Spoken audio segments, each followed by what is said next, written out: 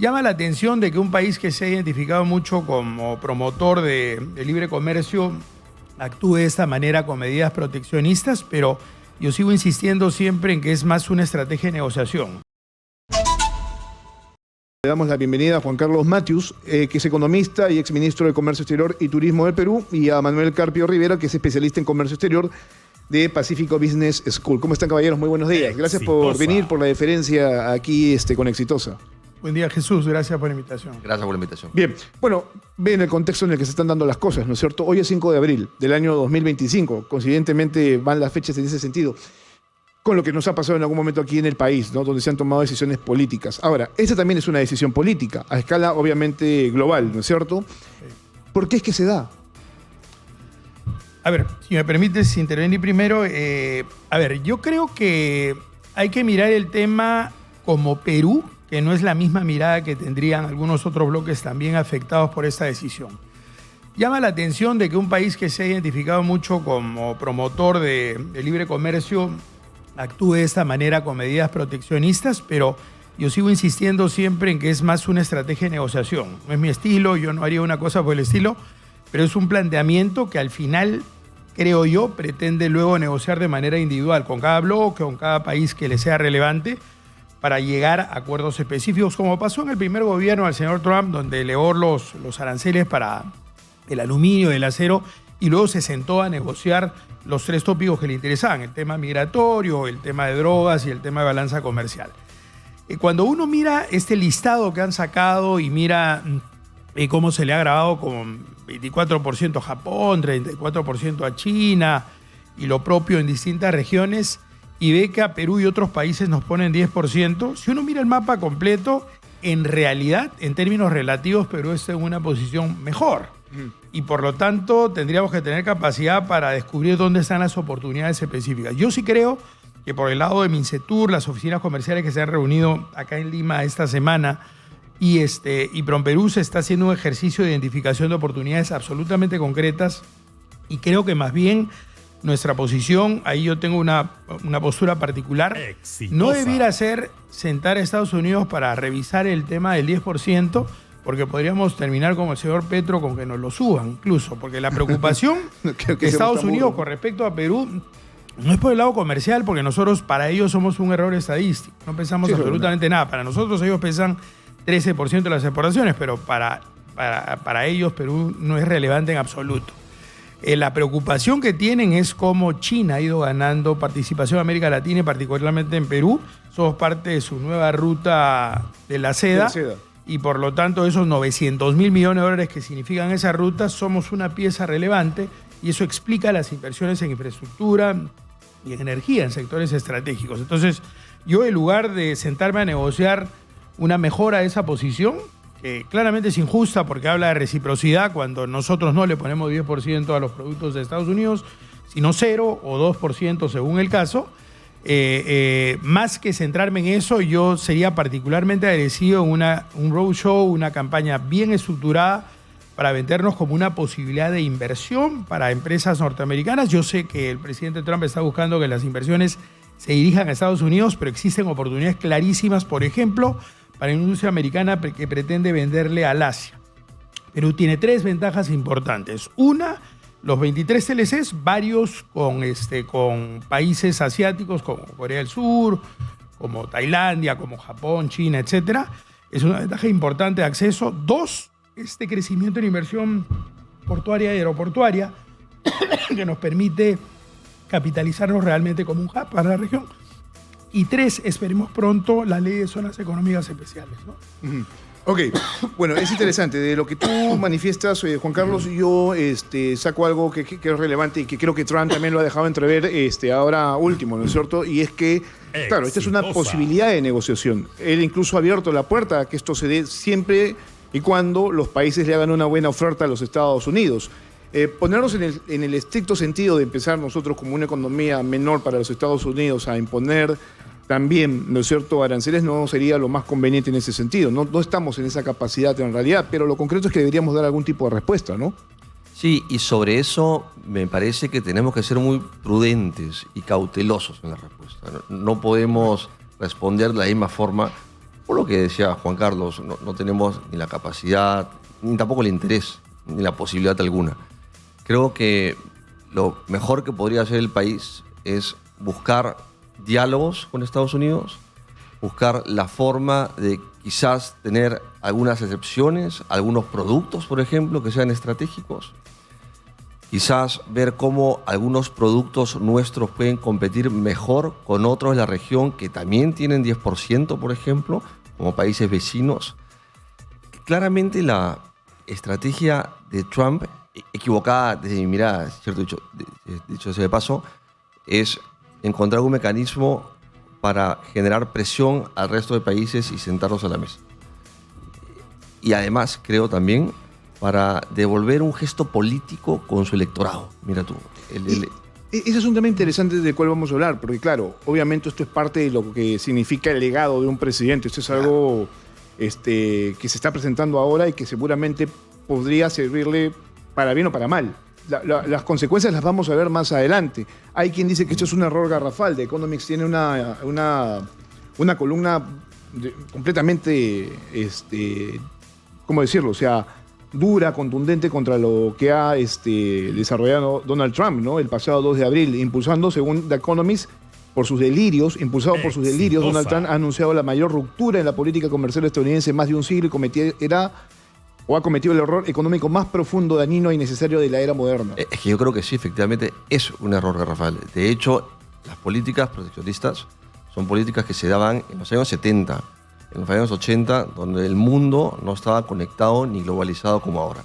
Hoy en día, lo que hace Trump es, y coincido con el artículo, y de mi perspectiva, una aberración.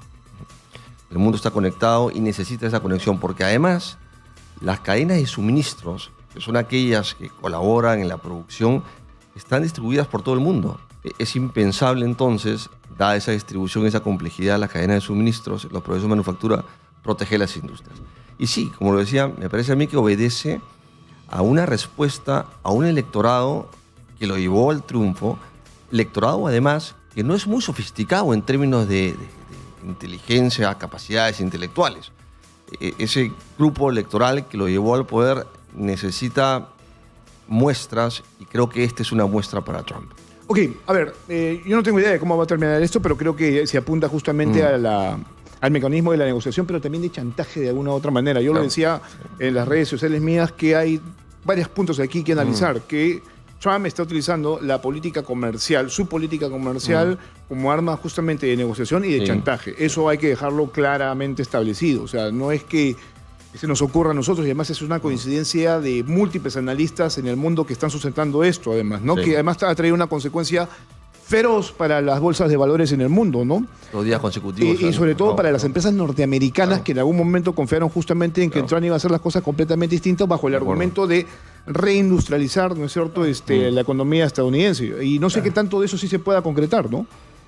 Yo insistiría en el concepto, gracias, en el concepto de estrategia, porque, claro, visto así en frío, cualquier política proteccionista, como efectivamente aludía Manuel a los 70s, 80s, termina en una caída del comercio y con la caída del comercio una desaceleración de la economía mundial. Y al desacelerarse nos afecta a todos porque exportamos menos, a menores precios y con menor frecuencia. Incluso un China que crecía 10% y ahora 4%, podría desacelerar su crecimiento y nos podría afectar indirectamente porque nos comprarían menos minerales. Claro, hay pérdida de competitividad. Claro, pero si uno lo ve solamente como un impacto inmediato, sería dispararse literalmente al pie, porque cuando arrancó el señor Trump diciendo le voy a grabar con aranceles altos a China, México y Canadá, esos 3 países representan el 41% de lo que importa Estados Unidos. Por consiguiente, sin ninguna duda generaría mayor inflación. Es lo que creo que quieren lo que menos quiere cualquier economía e iría en contra de su electorado. Bueno, yo también. lo que entiendo es que Estados Unidos está en función de lo que ha determinado Trump, es tal vez asumir la inflación antes que una recesión. Bueno, ese es un problema, porque no solamente, como dice Juan Carlos, podríamos entrar en un proceso inflacionario, cosa que creo que va a pasar. Además, y quizás lo más peligroso, es que exista recesión. Y eso se llama un proceso de deflación. Y los procesos de deflación son sumamente peligrosos. Porque no solamente cae el poder adquisitivo, sino se pierden puestos de trabajo. Y caes en un espiral descendente que es muy difícil de salir. Las personas pierden la capacidad de adquirir y la economía comienza a reducirse. Y si la economía de Estados Unidos entra a un proceso de deflación, claramente tiene arrastre. Ya China, y tú lo decías muy bien, viene ya con problemas de crecimiento de algunos años atrás. Si las dos economías principales están en conflicto, comienzan a entrar en recesión, es evidente que nos va a arrastrar a todos. Y acá deberíamos ya incidir un poquito a lo que nos toca como peruanos, ¿no es cierto? Porque claro, todo el mundo piensa que este es un problema de exportación, como le decía al inicio del programa, pero no es tanto así, porque el JP Morgan en las últimas horas ha señalado que existe un riesgo de recesión global, ¿no?, que pasó del 40% al 60%. ¿Cuál es el impacto en ese sentido si es que tuviéramos una recesión global? Claro, si hay una recesión global... Poniéndolo al Perú. Claro, de hecho, una fortaleza que tiene Perú para encarar una situación de ese tipo es el hecho que tiene una estructura comercial bastante bien diversificada. Tenemos 23 tratados de libre comercio, cerca del 94% del comercio de ida y vuelta se hace países con los que tenemos un TLC. Pero estamos hablando, y tú has utilizado el término correcto, de una escala global. Por lo tanto, si se afectan todos esos mercados, menor capacidad de compra nos afecta a todos. Y tú mencionabas en la antesala el impacto al ciudadano de pie, y uno tiene que aterrizarlo en el sentido de entender que, por ejemplo, en la actividad exportadora, por cada una de las 9.700 empresas exportadoras directas participan en la cadena 7.4. Y del total de empresas exportadoras, 71% son micro y pequeñas empresas. No es que sea un negocio de grandes, no es que solo afecta a un Camposol y las mineras y tal. Afecta a todas y toda la cadena. O sea, en esa empresa exportadora hay el que le vende la semilla, la caja de cartón, el suncho, la grapa, ¿no? Tú has dado en el punto sobre algo que sostiene la economía peruana. La economía peruana de por sí es altamente informal, ¿no es cierto? Sí. Y en ese contexto surgen justamente los emprendimientos, ¿no? Muchos tratan de surgir y volverse formales, pero ahí también hay un problema bastante serio. Entonces, problemas de este tipo no permiten que se llegue hasta ese nivel. Lo otro es que se ven afectados, ¿no es cierto?, en cuanto a sus operaciones, que son, aunque mínimas, son importantes para ellos. Y finalmente son los que sostienen la economía del Perú. Claro que sí. Y de hecho, cualquier proceso de recesión en mercados tan grandes como China y Estados Unidos los afecta a ellos justamente. Porque son mercados donde ellos apuntan a poder llevar sus productos, claro que sí. Ahora, tendríamos que ir a lo primario, ¿no es cierto? O sea, sabemos que esto era un objetivo de campaña y luego ya se ha concretado en una política, ¿no es cierto?, de un gobierno de un país importante para el mundo, que es los Estados Unidos. Pero ¿cómo es que se toma esta decisión? ¿Bajo qué cálculo, no es cierto? ¿Cómo es que se llega a aplicar el 10% de un arancel? ¿Bajo qué criterios? Yo tengo aquí, obviamente, la explicación de los especialistas, de revistas especializadas, pero quisiera que ustedes nos den una idea clara de cómo es que pasamos de 0 a 10%. Yo sé, posiblemente, y Alfredo Ferraro lo está diciendo, no hemos terminado mal parados, pero claro, de no pagar nada, o sea, de 0 a 10, de alguna manera hemos perdido algo, ¿no? Lo que pasa es que yo no creo que corresponda a un cálculo específico para que le corresponda a cada cual, porque sería ilógico que tengamos el mismo arancel que Chile, otros países incluso que también tienen 10.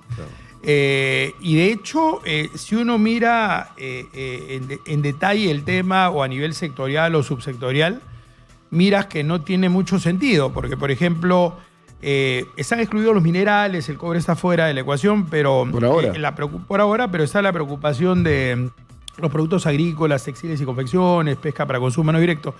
Pero en agro, si miras fuera de lo que son productos como granos, como derivados de cacao, flores, aceites esenciales, etcétera, etcétera, el grueso de lo que se vende son frutas y hortalizas, y principalmente frescas, más que congeladas y deshidratadas.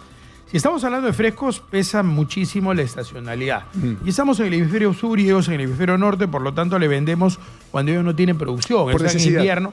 Por consiguiente, no estamos compitiendo con la industria americana. Bajo esa lógica, esos productos tendrían que ser excluidos. O sea, yo no voy tanto a la lógica de cómo calculamos el 10, porque no creo que hay lógica en el cálculo del 10. Nadie sabe explicar exactamente cómo es que lo han calculado, ¿no es cierto? No lo hay.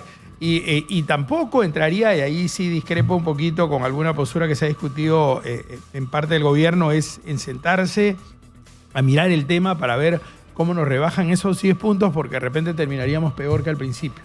Yo lo llevaría, como repito, a una estrategia de capturar inversiones y promoción comercial en aquellos espacios donde, por ejemplo, se analice qué le está vendiendo México que se ha encarecido, no solamente la palta, sino otros productos donde Perú puede entrar a tener mayor participación.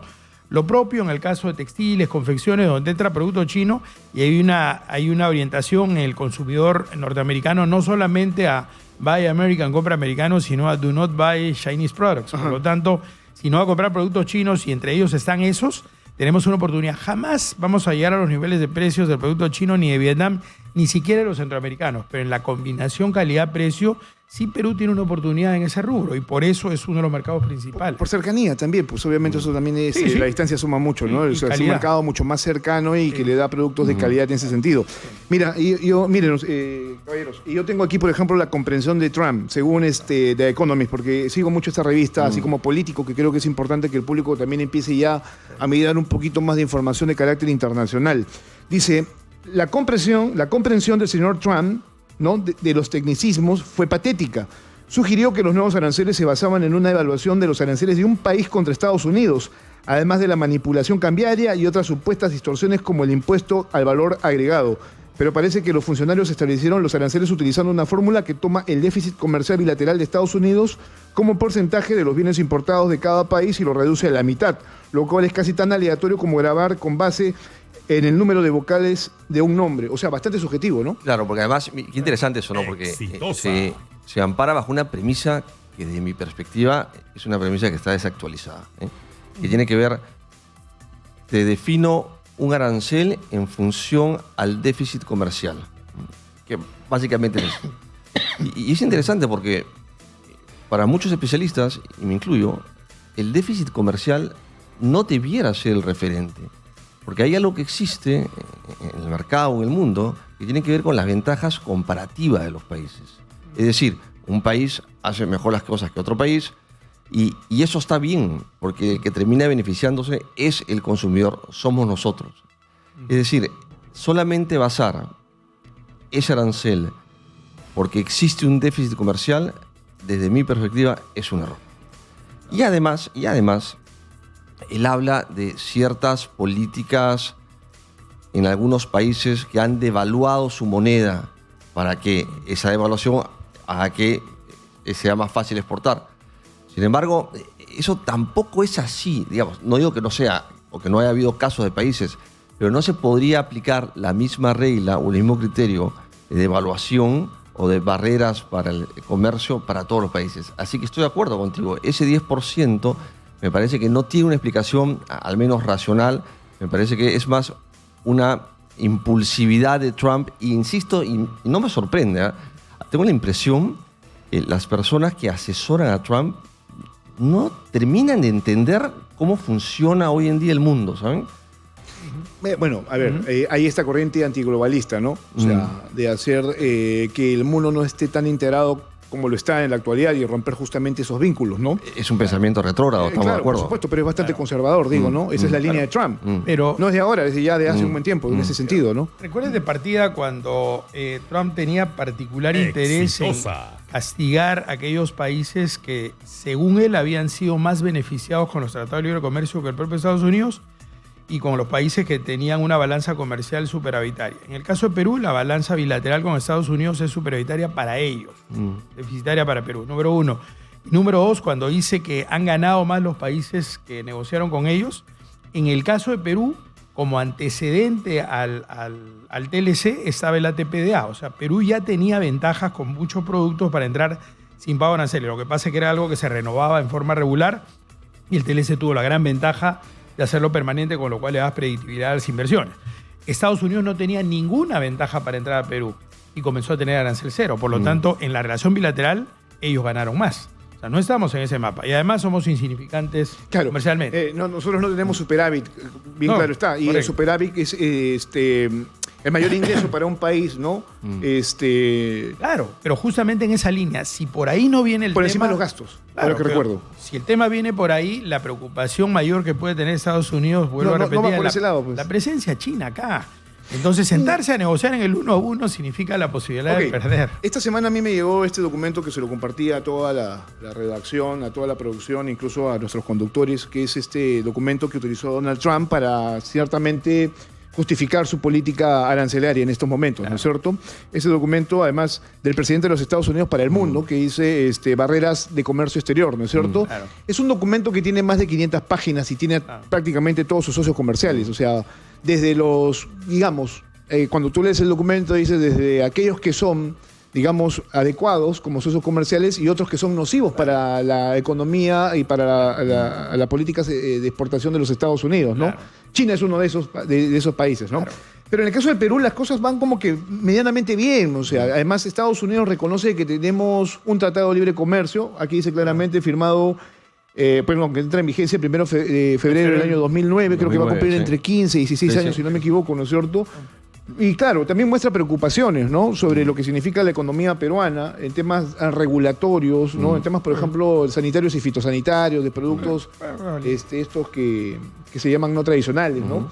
Pero también habla justamente del tema, por ejemplo, les preocupa mucho el tema laboral. El hecho de que no haya un mejor trato, por ejemplo, al sector agroexportador, a los trabajadores, ¿no?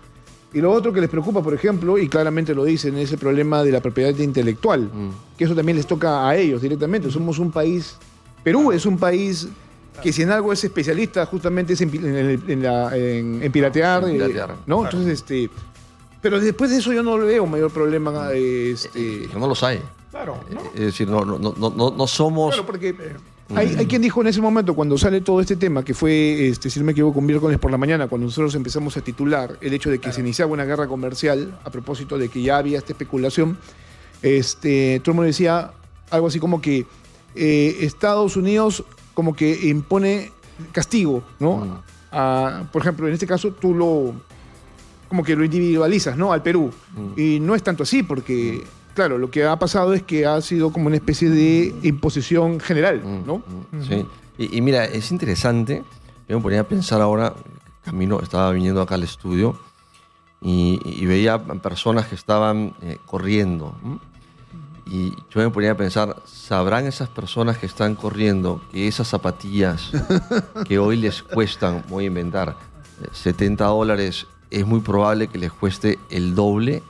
Y es interesante y eso responde a la pregunta que nos hacíamos al principio. A veces no nos damos cuenta cómo una guerra comercial, porque es una guerra comercial y hay que llamarla así, aparentemente está lejos, por ejemplo, Vietnam, donde el arancel que le han puesto es uno de los más altos, nos puede afectar porque hay una industria o hay una compañía que se llama Nike, que produce las zapatillas, que justamente salió de China y se fue a Vietnam para evitar algún tipo de situación geopolítica adversa y ahora esas zapatillas van a estar con un arancel que las va a hacer más caras. Permítame, por favor, tengo que ir a la pausa, el tiempo se pasa muy rápido, espero que la gente esté entendiendo realmente de qué se trata todo este problema y que lo sucesivo empiece a decalar, ¿no es cierto? O sea, que haya una reducción de las tensiones y podamos tener algo de tranquilidad, al menos de aquí para adelante. Este es el primer trimestre del año, yo no sé cómo está el país. Hay proyecciones de crecimiento, pero no sé si esto finalmente afectará de alguna manera el cálculo, ¿no? Podría. Ok.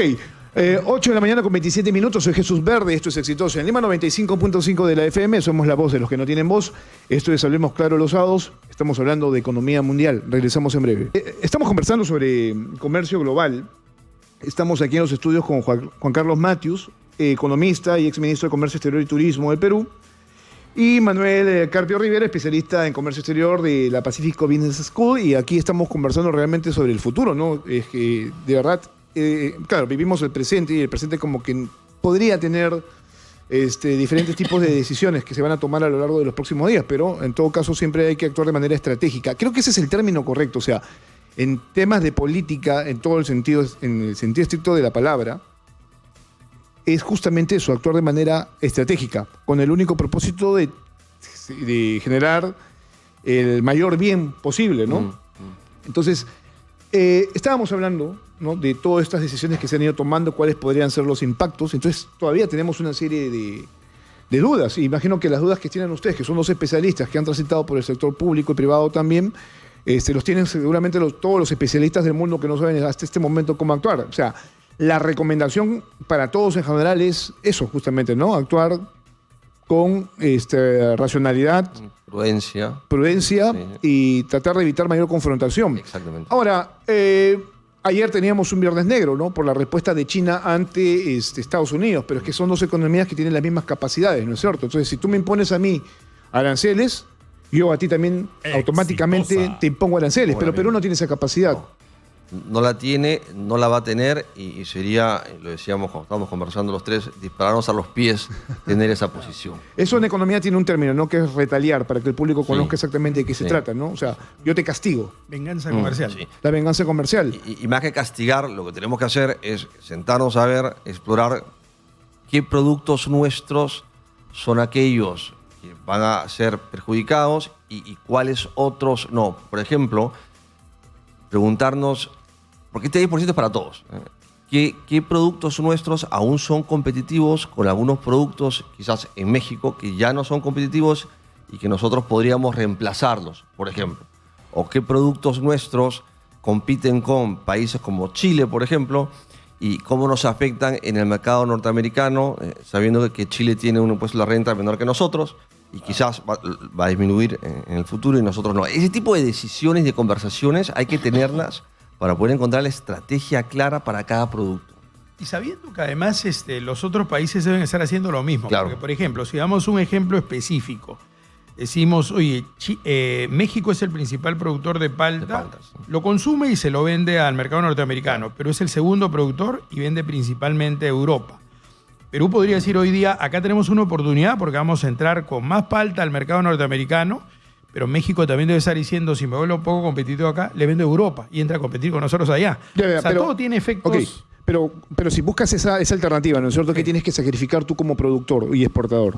Claro, lo que tienes que mirar es todo aquello donde tienes una ventaja clara. Ojo que te estoy poniendo un ejemplo que también tiene sus peros, porque hablábamos de la estacionalidad hace un rato y por lo tanto no salimos en el mismo momento que el hemisferio norte y México está en el hemisferio norte.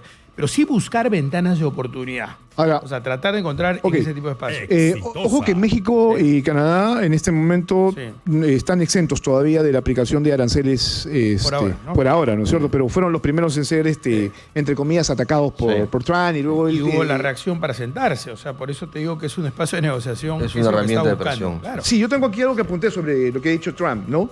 Dice, todos los países nos llaman. Dice, esta es la belleza de lo que hacemos, dice, ¿no? Esa es la belleza de lo que hacemos. Los hechos puestos en el... Bueno, perdón, los hemos puesto en el asiento del conductor. Claro, pero si escuchas eso, a mí, yo lo escucho y a mí me da temor, digamos, ¿no? Eso no es negociar, eso es muy parecido a extorsionar, digamos, ¿no? Que, claro, te estoy obligando a sentarte a la mesa, ¿no? Y si no te sientas te castigo, digamos, ¿no? Eso no es negociar. Lo otro que quería comentar, que creo que no hemos hablado aún, si bien es cierto, este contexto genera una serie de desafíos, también hay oportunidades para reforzar vínculos con otros mercados, por ejemplo, y buscar India, otros por ejemplo. socios, por ejemplo. La India, por ejemplo. La India... El año pasado, para que ustedes lo sepan también, el público que nos escuche y nos ve, durante la PEC se firmaron algunas... se iniciaron conversaciones para nuevos TLC, ¿no es cierto? Y se mejoró, Sí, sí. por ejemplo, se actualizó el de China, ¿no es cierto?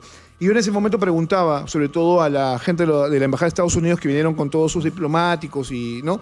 ¿Y por qué no se ha conversado ya, ¿no? Para poder actualizar, por ejemplo, el TLC con los Estados Unidos, que ya tiene casi 15, 16 años, ¿no? Que podría haber sido un espacio interesante como para poder tratarlo, ¿no? Sin duda. De hecho, acuérdate ahí, y por eso voy en línea con lo que mencionaba Manuel, se cerró la modernización del TLC con China, que fue casi una negociación nueva, se incorporó temas de economía digital, economía verde, temas laborales, tal y tal, y se cerró el TLC con Hong Kong, que fue presentado formalmente ahí. De los que están abiertos en proceso, el más relevante para mí es el Exitosa. caso de la India, pero también se tiene Indonesia, Emiratos Claro, Árabes, claro. El Salvador. Activar el de Brasil, que tiene algunas complicaciones, pero Brasil es un monstruo que tenemos al lado, que no estamos capitalizando No. la cercanía. Esa siempre ha sido mi pregunta, y a ustedes que son especialistas es importante, pero no sé si la barrera del idioma sea tan contundente como para no, No, tener a no, Brasil no, no como lo es. No lo es. un socio No lo es. estratégico, digo, y bastante No lo cercano. es, si no, China A ver, no tenemos sería una la interoceánica por años que no estamos hace Seguro. tiempo Seguro. utilizando, ¿no? Yo he recorrido la interoceánica de todo Brasil y se viaja espectacular, o sea, y hay posibilidades Sí, de negocio. El seguro. peruano, por lo general, cuando hay crisis, se va buscando o los Estados Unidos o a Europa, ¿no es cierto?, parte del Asia, pero nunca mira justamente al Brasil como una posibilidad, ¿no? Sin duda es un socio al que hay que explotar ahora. Y yo te diría, por ejemplo, a raíz de estas inversiones portuarias, la ventaja para el caso de Brasil es mayor que para el resto. Para el resto significa 10 días de ahorro en flete hasta China. Para ellos es 16 porque no se dan la vuelta por Panamá. Por consiguiente, y es la razón por la cual hay varias empresas brasileñas interesadas acá, esa sería una posibilidad. Y nos hemos quedado de repente con Brasil, con la sombra de Odebrecht, las personas involucradas en esa situación que sean juzgadas y tal. No, pero ha habido incluso replanteamiento de empresas que tienen sistema de compliance que están entrando en proyectos que creo que son valiosos para el Perú. Entonces no hay que confundir un poco los conceptos. El año pasado se hablaba de un tren binacional, ¿no? Que parta de Brasil y llegue hasta el Perú, obviamente para conectar el puerto de Chancay. Y ahora que justamente toco el tema del puerto de Chancay, sí me comentaron esta semana que en la Casa Blanca había mucha preocupación sobre el tema del puerto que nosotros tenemos y que todavía no está al 100% de capacidad, ¿no es cierto? Pero igual para los Estados Unidos podría generar algún tipo de ruido. Manuel Rodríguez Cuadros, ex canciller con el que hablé esta semana, me decía que eso no es tanto así, que no lo veamos por ese lado, pero a ver, digo, o sea, ¿el puerto de Chancay no va a dinamizar el comercio mundial? Miren, creo que la presencia china en la región, no solamente en Perú, en la región de Latinoamérica y particularmente en la región, debe de ser una preocupación para Estados Unidos. El dinamismo y el protagonismo que ha cobrado China, y sobre todo en la última inversión en el Perú, tiene que estar bajo el radar de Estados Unidos. El radar me refiero bajo la mirada. Lo que no sabemos, o por lo menos yo no sé, es cuál va a ser su respuesta. ¿Qué va a hacer con eso? ¿Va a dejar que fluya? Nuestras exportaciones van a seguir creciendo a través de ese puerto. ¿Lo va a mirar más de cerca? ¿Va a poner algún tipo de impedimento o traba para que esto no funcione? Creo que esa... ¿Recuerdan ustedes que hubo una reacción de, no sé si de un senador, del 60% de aranceles? Exactamente. Creo que eso es un peligro latente. A eso voy. Pero hay una doble mirada, digamos. O sea, de hecho, y tú tocaste un concepto importante que lo va a amarrar a lo que dijo Manuel.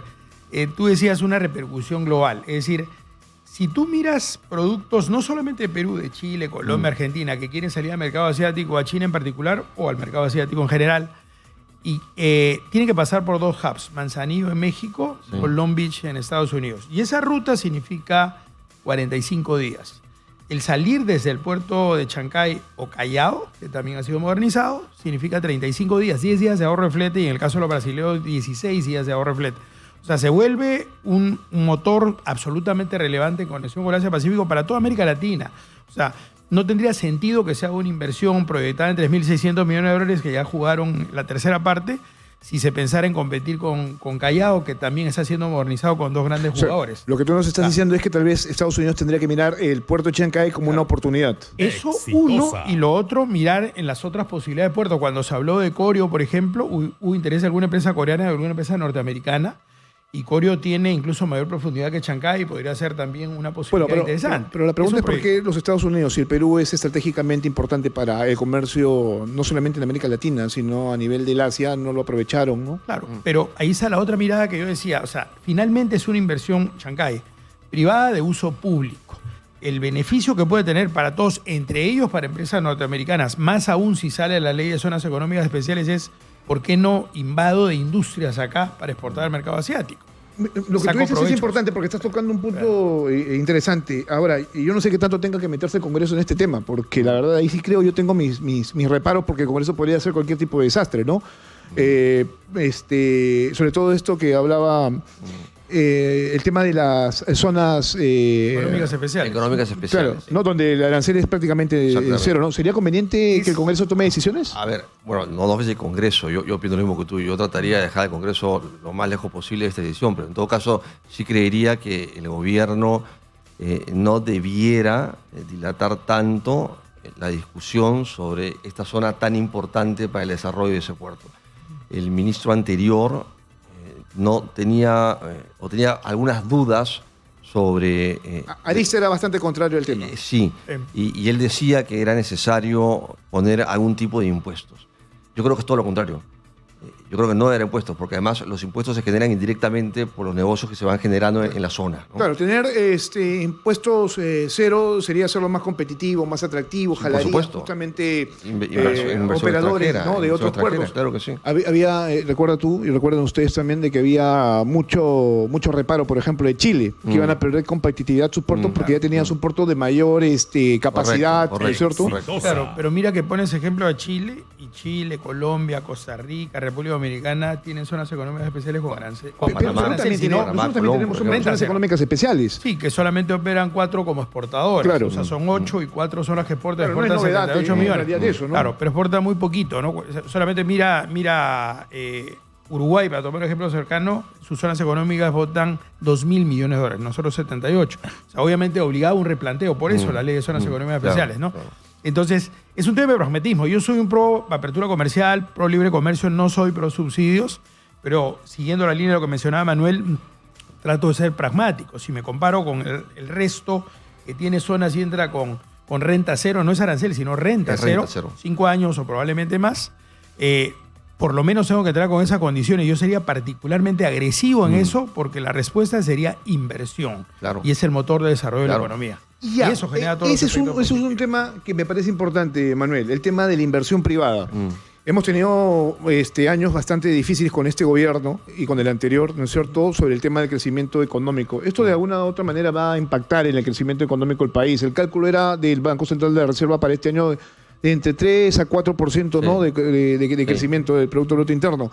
La pregunta es que luego de esto, ¿se va a tener que hacer un nuevo recálculo del crecimiento? A ver, creería que sí. Y de hecho, ya hay organismos que están disminuyendo ligeramente el crecimiento. Todo va a depender del grado de impacto económico que tengan estas medidas de Trump. Creo que va a haber recesión en Estados Unidos. Creo que va a haber un proceso inflacionario. Y si es así, nuestro crecimiento se va a ver mermado. ¿En cuántos puntos? No lo sabemos. El impacto es en el corto plazo. Sí, en el corto plazo va a ser el principal impacto. Y luego veremos, en la medida que Estados Unidos vaya negociando con los países, veremos qué tanto impacto tiene en el medio y largo plazo. Pero en el corto plazo, efectivamente, va a haber impacto. Se los comento porque, claro, yo recibo una serie de críticas a través de las redes sociales en función a cómo opino, ¿no es cierto?, sobre todo en materia económica, y a veces hay cosas que no entiendo, ¿no? Pero claro, hay que advertir que esto podría pasar, ¿no? Podría pasar, sí. El asunto aquí es que, vuelvo a insistir en ese sentido de que nos toca a todos. Sí, Solo que sí, parece claro. que parecen no entenderlo en esa dimensión. Claro. Los autos van a costar más. Todo lo que tenga que ver con tecnología va a costar Tecnología. más, va a ser imposible de comprar. Ayer se hacía el cálculo respecto a cuánto le costaría a los estadounidenses comprar un iPhone. En $2.000, creo. $3.500, claro. ¿no? Entonces, el estadounidense no te va a vender un teléfono de $3.500 puesto en su territorio al mismo precio puesto en Perú. O sea, va a haber un incremento exponencial, ¿no? Pero si bien es inevitable que haya un impacto, creo que depende mucho de lo que se ha tocado en la mesa de la estrategia, los reflejos, la reacción, porque una ventaja importante, y la mencionamos al principio, que tiene Perú, es tener esta cartera absolutamente diversificada. No es el caso de México, que depende 80% de Estados Unidos. No es el caso de Centroamérica, que depende más del 60% de Estados Unidos. Entonces, acelerar, por ejemplo, negociaciones de estos TLCs con otros mercados, además de ayudar a que las empresas se diversifiquen, porque una cosa es que en macro, digamos, estamos diversificados, y otra cosa es que lo veas en micro y ves varias empresas de textiles, confecciones, pesca, de agroindustria que le venden el 100% de Estados Unidos.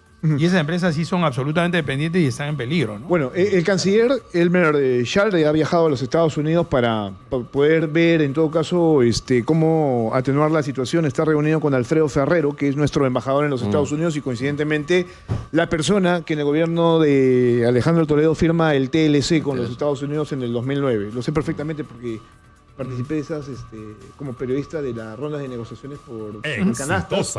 Luego el desarrollo y luego ya la firma que se da aquí en el Perú, ¿no? Entonces, entre todas las preguntas que se le hacen a Alfredo Ferrero, me llama la atención una, ahora que tú, Manuel, hablas justamente de inversión privada, que eso es lo que, por ejemplo, necesitábamos, y vuelvo a repetir esto, porque hemos venido de años muy malos, donde la inversión privada era prácticamente cero, ¿no es cierto? O sea, bueno, por la presencia de un presidente, que en este caso fue Castillo, que era muy nociva para la economía, por todas las acciones que desarrollaba. y luego como que Dina Boluarte todavía no está del todo cuajado, ¿no? Crecimiento A cero. pesar de que ellos insisten en que tenemos una economía estable, tenemos una moneda sólida, o sea, ¿no? Pero le preguntan a Alfredo Ferrero lo siguiente, ¿no? Le dicen, hablando justamente de inversión privada, ¿hay seguridad jurídica para las empresas en Estados Unidos? Y él dice, sí, Estados Unidos es un país democrático con seguridad jurídica. Y aquí me detengo porque, para mí particularmente, Estados Unidos en este momento no es un país democrático.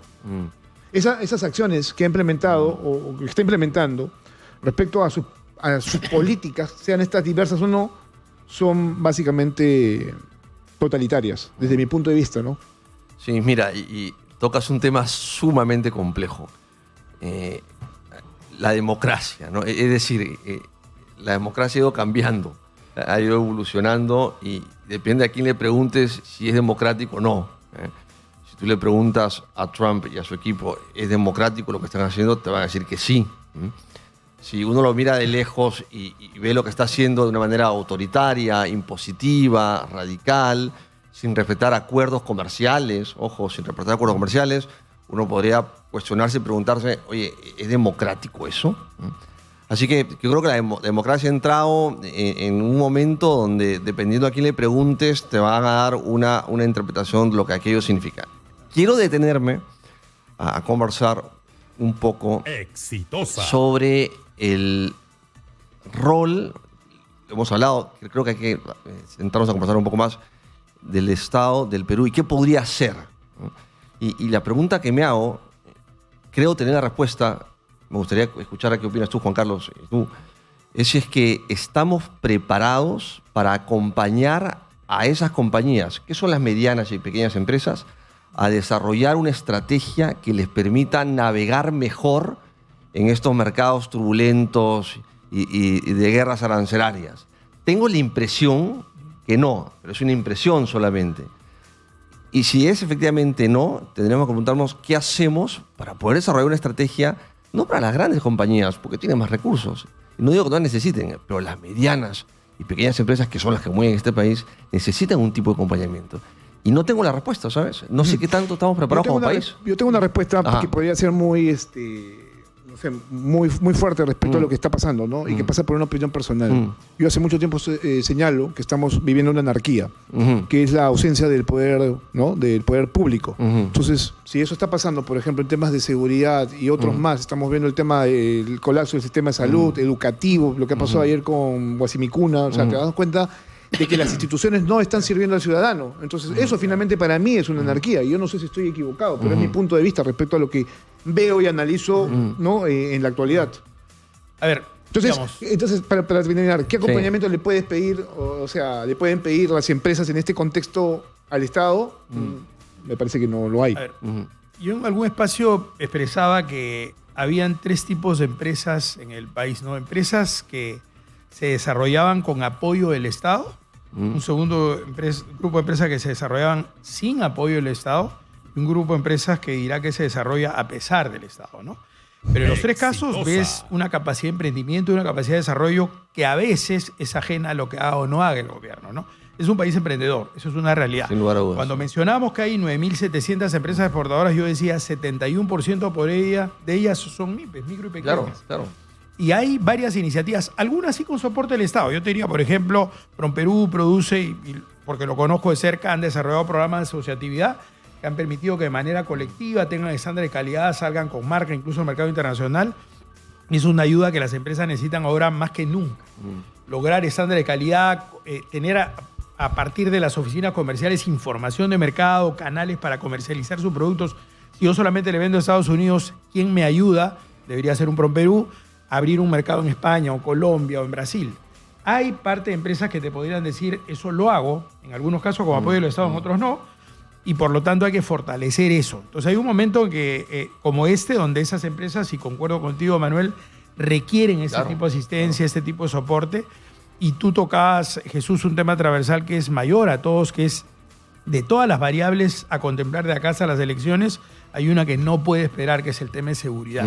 Seguridad es un tema... O sea, tú podrías decir, la economía se va a seguir sosteniendo porque tenemos pilares fuertes, pero la seguridad puede escalar más, ¿no? Dos puntos que tocas en realidad, ya actuando con perspectiva, porque entiendo que tu punto de vista va por ese lado, ¿no es cierto? O sea, el tema de lo que significa atender ya el problema de seguridad, porque un país en seguridad no es, digamos, atractivo No para es el atractivo tipo para de la inversión.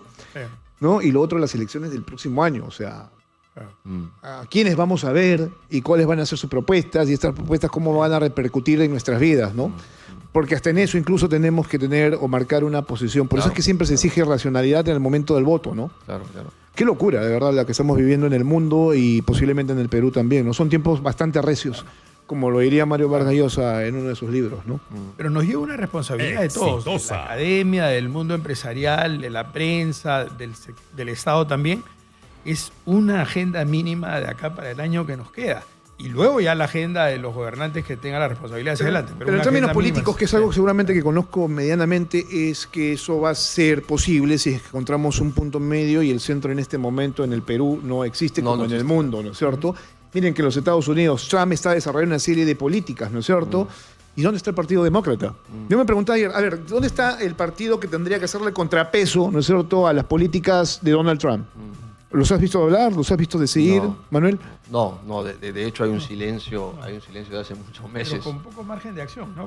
Sí, pues porque no pueden hacer mucho tampoco, ¿no? Bueno, claro, es que tienen tomado prácticamente todos los republicanos, pero algo tienes que hacer, digo, o sea, está... Yo no sé, y para terminar, porque ya no nos queda mucho tiempo, la conversación está bastante interesante y creo que es bastante leccionadora para nuestro público. Yo lo comentaba ayer, yo no creo que Donald Trump en esta línea llegue a terminar su gobierno, y si lo hace va a terminar muy, muy golpeado. Bueno, en Estados Unidos hay el equilibrio de poderes y se respetan las instituciones, pero no sé si es que cuando le tocas el bolsillo a cualquier ciudadano del mundo, no haya algún tipo de reacción mínima, ¿no? Reacción creo que va a haber. El bolsillo se les va a tocar. La pregunta que tenemos que hacernos, y nadie tiene la respuesta, es ¿qué tanto va a doler ese bolsillo? Me imagino que en la medida que duela más puede haber mayor presión a Trump. Lo que es interesante es que Trump ya está pensando en un eventual tercer periodo. Es curioso eso. Lo puede hacer, pero tiene que haber un cambio constitucional. Y la Constitución de los Estados Unidos tiene como que 400 años, si no me equivoco, y no lo han tocado, lo han tocado nunca, ¿no? Independientemente de que lo pueda hacer o no, ya que lo piensa y que lo diga, ya te va diciendo qué es lo que quiere hacer y hacia dónde apunta, digamos. Pues, pero eso no es democracia, pues. Ahí voy, ¿es democracia eso? Sí. No, pues, tratando de responder a tu pregunta. Hablando de que estamos cumpliendo 33 años del 5 de abril, no es democracia, aquí en el Perú. Bien, muchas gracias por estar esta mañana con nosotros. Un segundo para cada uno de ustedes. Hablando justamente porque, claro, hay una guerra comercial, pero la otra es la guerra de divisas que se va a imponer. ¿Es momento para comprar dólares en el Perú? Qué buena pregunta. Si le pones a Manuel te diría no. Quizás Manuel, porque es una persona muy prudente, muy cautelosa, y diría hay que esperar un poco más a ver qué pasa en las próximas semanas. Esa sería mi respuesta. Sí, yo también creo que es un momento de volatilidad, no es un momento para maniobras, especulación, Claro. Pero también pienso en tiempos. Esto es un tema que va a cambiar cuando hablemos en 2 o 3 semanas. Eso es una reacción a una estrategia de negociación. Y eso va a cambiar el escenario pronto. Bueno, pero ¿compro dólares o no compro dólares? Mejor espérate un poquito. Un poquito. Pero es que ha bajado. Lo sé. Que ha bajado. Te lo comento porque eso es lo que primero van a preguntar los oyentes. ¿Qué hago? ¿Compro dólares o no? Aquí ahora lo pregunta. Sí. Tómese el tiempo. Relájese un poco. Exactamente. Calm down, ¿no? O sea, calm down. Bien. Bueno, a ver, gracias a Juan Carlos Matthews, economista y ministro o ex ministro de Comercio Exterior y Turismo de Perú, y a Manuel Carpio Rivera, especialista en Comercio Exterior de Pacifico Business School. Tenemos que ir a la pausa.